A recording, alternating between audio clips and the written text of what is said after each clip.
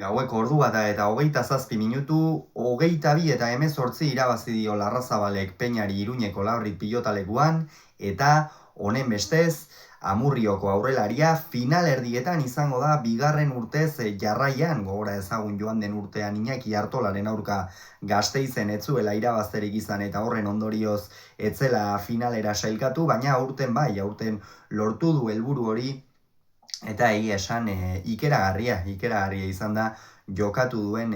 partida. Bestalde, Jon Ander Peñak zail zituen gauzak, baina oraindik ere matematikoki aukeraren batekin edo iritsi da Tolosako aurrelaria, baina ez du helburu hori lortzerik izan eta garaipenik gabe esan dio agur final laurdenetako ligaxka honi Jon Ander Peñak. Gogora ezagun aurreko jardunaldian biek ala biek galdu egin zutela, batetik Peñak Artolaren aurka galdu zuen Durangon eta bestetik Larrazabalek Zabalaren aurka Bilboko Deportibo pilotalekuan. Honen bestez, bientzat partida garrantzitsua zen, askoz ere garrantzitsuagoa Peñarentzat Larrazabalentzat baino, baina Larrazabalentzat ere funtsezkoa zen, eta hasieran bosna joan dira, oso berdinduta hasi da partida, eta batez ere Iker Larrazabal ikusi dugu zalantzekin. Orain arte behar bada zenbaitetan eduki ez dituen zalantzak gaur eduki ditu, eta oraindik ere pilotari gaztea da, naiz eta pixkanaka lehen mailan asentatu den, baina oraindik ere gaztea da, eta kontu horiek kudeatzen ere jakin behar izaten da. Larrazabalek hasiera kaskarra eman dio partidari, hankaz eta ez dugu bat ere bizi ikusi,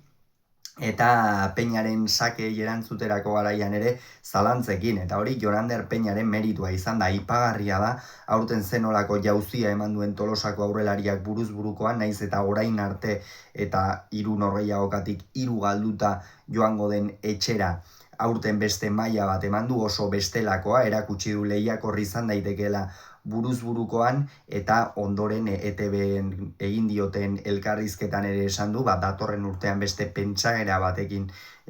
helduko diola buruz burukoari, aurten erakutsi diola bere buruari buruz buru ere jokatu dezakela, buruz buru ere lehiatu dezakela, eta besteak beste Peio Etxeberria eliminatu zuen, kanporatu zuen Zarautzen final 8renetan, ez da aurkari makala hori ere, eta lortu zuenari irabaztea, 3 norgehiagoketan, bai Zabalaren, bai Artolaren, eta bai Larrazabalen aurka ere lehiatzea lortu du Tolosako aurrelariak, eta hori beretzat garrantzitsua izango da, naiz eta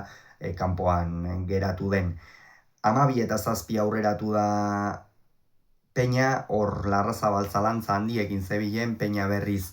ongi jokatzen, ezkerrez batez ere min handia egiten, eskuinez ere efektuarekin eta jokaldiak egiten, eta aurreko joko horretara eramatea lortu du Larrazabal, horixe zen Peñaren helburua, horixe zen Peñak egin behar zuena, joko aurrera eraman, hori lortu du, eta ondoren hala ere bigarren zatian oso bestelako partida bat ikusi dugu, Larrazabal jaun eta jabe izan da, Peñak 2 tanto besterik ez ditu lortu, Larrazabali oso ongi etorri zaio 3 minutu geratzea, ondoren eman eta eman egin baitio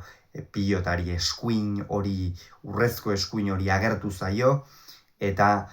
hortik noski Peñak naiz eta pilotak eraman ondoren ia beti ahoko zuloan uzten zizkion, zaila baita hortik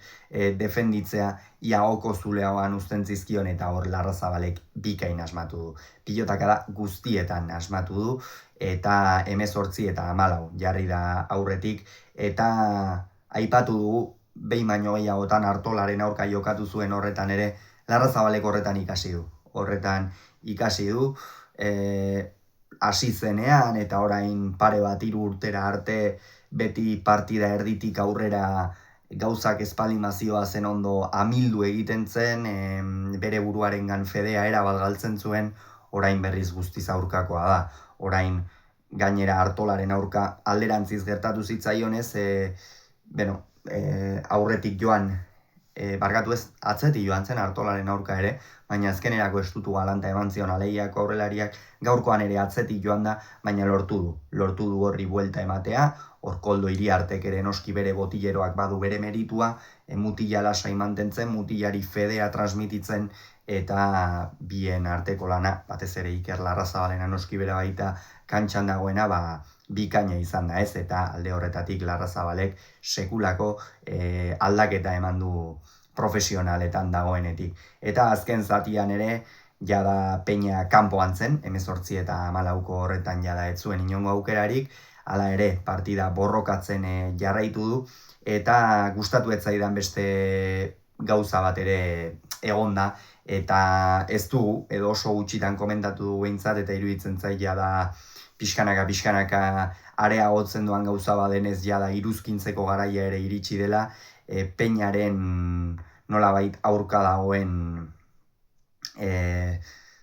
zera itxusi hori, ez? Borroka edo keinu itxusi horiek. Azken finean, Jon Ander Peñak badakigu, beste pilotari askok bezala bolea garbia ere ez du, bolea ez da bere espezialitatea, eta sekula ez da izango, baina pilotariek iruditzen zait epaiengan ere, epaiekiko ere halako, ez dakit nola esan, baina halako aurkarikotasun bat ez lortu dutela,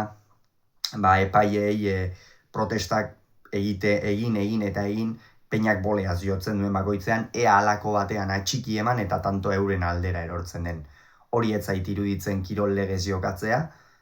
jada urteak dira, hori gertatzen dela eta bakarrik Peñarekin gertatzen da. Eta hori oso itxusia iruditzen zait, zenbait pilotariren aldetik, gaur Larrazabal izan da, baina beste batzuetan Salaberri ere ikusi dugu, Altuna ere ikusi dugu, beste hainbat pilotari ere ikusi ditugu, eta hori neuri behintzat ez zait gustatzen, ez zait iruditzen, bai, kantxan aurkariak dira, kantxan tentsioa dago, inolako zalantzari gabe, baina zergatik beti ez, Peñaren aurka, zergatik hori da galdera, berari ere noski ez zaio gustatuko, ez du ondo pasako, eta armaietako txistuen ingurua, beste bideo baterako ematen digu horrek ez, horiek ere oso itxusiak, Peñak gaur ere boleaz jotzen zuen bakoitzean jendea txistuka, ez zait bat ere gustatu oroar, ez zait bat ere gustatzen sortu den atmosfera hau, eta aipatu beharreko zerbait ez, iruditzen zait inolako zalantzari gabe, eta orain berriro ere partidan sartuta azkenerako Larrazabali ez dio ihes egin, garaipenak, azken sake horretan gainera tentsio apur bat ere izan da, Peña jende isiltzera itxaron baitu, sake ateratzeko, eta huts egin du eta hortxe amaitu da norgehiagoka, eta hor lortu du sailkapena Iker Larrazabalek, bigarren urte jarraian, mutila hau pixkanaka bere lekua egiten ari da, lehen mailan, eta naiz eta binakako txapelketan azkenerako gauzako gertu zitzaizkien aukera handiekin, hiri izan ziren finalerdietara sailkatzeko naiz ez zuten lortu, eta aldiz kasu honetan Jon Ander Peñak agur esan dio txapelketari, orain deskonektatzeko aukera izango du, apur bat, San Fermin torneora arte, egungo txapelduna bera da, beraz ziur torneo horri eta oro arrudari ere, ilusio handiz ekingo diola Jon Ander Peñak. Gogoratu, Larrazabaleko 22, Peñak 18, Iruñean, Larrazabal finalerdietan, Peña buruz buruko txabelketa nagusitik kanpo.